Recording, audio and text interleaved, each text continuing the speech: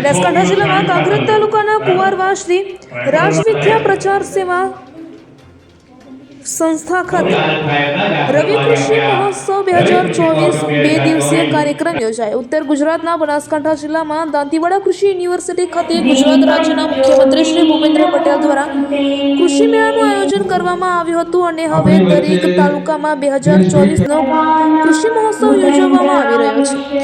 બનાસકાંઠા જિલ્લામાં કાંકરેજ તાલુકાના કુંવારવા ખાતે આવેલા શ્રી રાજવિદ્યા પ્રચાર સેવા સંસ્થાનમાં મહંત શ્રી કરુણાનંદજી મહારાજ અને કાંકરેજ તાલુકા મામલતદાર શ્રી વીએમ પટેલની અધ્યક્ષસ્થાને યોજાયો હતો, જેમાં સૌપ્રથમ દીપ પ્રાગટ્ય કરી આ કાર્યક્રમને ખુલ્લો મુકાયો હતો અને આશ્રમના મહંત શ્રીનું સન્માન કરવામાં આવ્યું હતું। ઉપસ્થિત મહાનુભાવોને કાંકરેજ મામલતદાર શ્રી વીએમ પટેલને અન્નકૂટ આપી સન્માનિત કરાયા હતા। ત્યારે બનાસકાંઠા જિલ્લા ભાજપ અને ઠાકોર સેના પ્રમુખ શ્રી ડીડી ઝાલેરા, દિનેશભાઈ ઠક્કર, જિલ્લા ઉપપ્રમુખ કિસાન મોરચો અરવિંદજી ગોહિલ, કાંકરેજ તાલુકા કિસાન સંઘના પ્રમુખ વાઘાભાઈ પટેલ, એફપીઓના પ્રતિનિધિ દિલીપભાઈ બારોટ, કૃષિ વૈજ્ઞાનિકો, વિસ્તરણ અધિકારી ખેતી એસવી જાની, બાગાયત અધિકારી એઆર નાડોદા, પૂર્વ યુવા ભાજપ પ્રમુખ રમેશભાઈ દવે સહિત મોટી સંખ્યામાં ખેડૂતો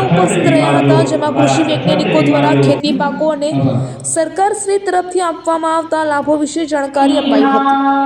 અહેવાલ રામજીભાઈ રાયગોર, કાંકરેજ, બનાસકાંઠા। સરકાર શ્રીનો રવિ કૃષિ મહોત્સવ 2024 નું કાંકરેજ તાલુકાનું આયોજન કુંવારવા આશ્રમ મુકામે કરેલું હતું।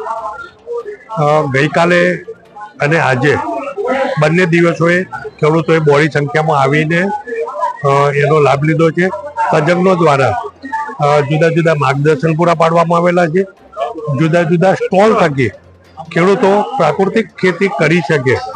સરકારશ્રીએ 2005થી પ્રાકૃતિક ખેતી માટે રવિ કૃષિ મહોત્સવનું આયોજન કરીને છેલ્લા 20 વર્ષથી જ્યારે માર્ગદર્શન આપવામાં આવી રહેલું છે, ત્યારે ખૂબ જ બહોળી સંખ્યામાં કાંકરેજ તાલુકાના ખેડૂતોએ ઉત્સાહભેર ભાગ લીધો છે। જુદા જુદા વિભાગોએ પણ માર્ગદર્શન આપેલું છે। જુદા જુદા ખેડૂતો કે જે અત્યારે પ્રાકૃતિક ખેતી સાથે સંકળાયેલા છે, એમને પણ ખેડૂતોને પોતાના અનુભવો શેર કરેલા છે અને કાંકરેજ તાલુકો પ્રાકૃતિક ખેતી તરફ વધુ ને વધુ આગળ વધે એવી મારી શુભકામનાઓ। આપણા ગુજરાત રાજ્યના 248 તાલુકાઓમાં રવિ કૃષિ મહોત્સવ 2024નું આયોજન કરવામાં આવ્યું હતું। તે અંતર્ગત આપણે કાંકરેજ તાલુકામાં કુંવારવા આશ્રમ ખાતે રવિ કૃષિ મહોત્સવનું આયોજન કરવામાં આવ્યું હતું। તારીખ 6 ડિસેમ્બરના રોજ આપણે માનનીય સીએમ સાહેબનો કાર્યક્રમ જે લાઈવ અહીંયા ખેડૂતોએ નિહાળ્યો હતો અને તે બાદ ખેડૂતોને ઉંદરિયાવાસ ખાતે આપણે પ્રાકૃતિક મોડેલ ફાર્મની વિઝિટ કરાવી હતી। તેની બાદ આપણે આજ રોજ 7 ડિસેમ્બરના રોજ જે બીજો દિવસ હતો આપણો રવિ કૃષિ મહોત્સવનો, તે અંતર્ગત આપણે અધ્યક્ષ સ્થાન મામલતદાર સાહેબ હાજર રહ્યા હતા અને તે દિવસે આપણે કૃષિ તજજ્ઞો દ્વારા બાગાયત તેમજ કૃષિ ખાતાના પાકોની વૈજ્ઞાનિક ખેતી વિશે માહિતી આપવામાં આવી હતી, તેમજ બાગાયત અધિકારી કાંકરેજ દ્વારા બાગાયતી યોજનાઓની માહિતી આપવામાં આવી હતી। તેમજ આપણા પ્રાકૃતિક ખેતી કરતા ખેડૂત રામજીભાઈ તેમજ આપણા એસપીએનએફના જિલ્લાના જે છે મેઇન દિલીપભાઈ બારોટ રાનેરના છે, તેમના દ્વારા એફપીઓ વિશે તેમજ તેમના કેડીબી જે ફાર્મર પ્રોડ્યુસર કંપની છે તે કઈ રીતે કામ કરે છે, ખેડૂતો કે તેમાં કેમ જોડાઈ શકે છે, એની માહિતી આપવામાં આવી અને ત્યારબાદ બપોર બાદ ભોજન લીધા બાદ આપણે ઉંદરિયા ખાતે પ્રાકૃતિક કૃષિ મોડેલ ફાર્મની વિઝિટ કરી। गौ माता की जय, भारत माता की जय, जन्मदात्री की जय।